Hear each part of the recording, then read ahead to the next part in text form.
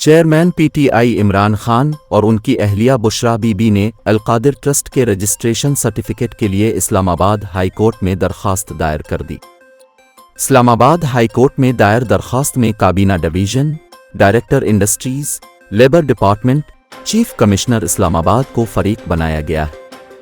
درخواست میں بتایا گیا القادر یونیورسٹی پروجیکٹ ٹرسٹ اسلام آباد میں چیریٹی قانون کے تحت رجسٹرڈ ہے اور ڈائریکٹر انڈسٹریز اور لیبر ڈپارٹمنٹ کی جانب سے رجسٹریشن سرٹیفکیٹ کا منتظر ہے۔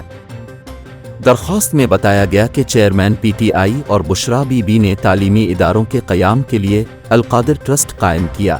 القادر university G C U Lahore سے الحاق شدہ ادارہ ہے جس کا مقصد القادر یونیورسٹی کا قیام ہے، جس میں دینی و سائنسی تعلیم دی جائے گی۔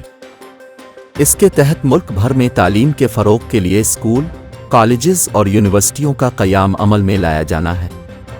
درخواست کے مطابق القادر ٹرسٹ کا مقصد رنگ و نسل سے بالاتر ہے کر طلباء کو معیاری تعلیم کی فراہمی ہے۔ چیئرمین پی ٹی آئی کی جانب سے القادر ٹرسٹ کی رجسٹریشن کا عمل مکمل کیا گیا تھا۔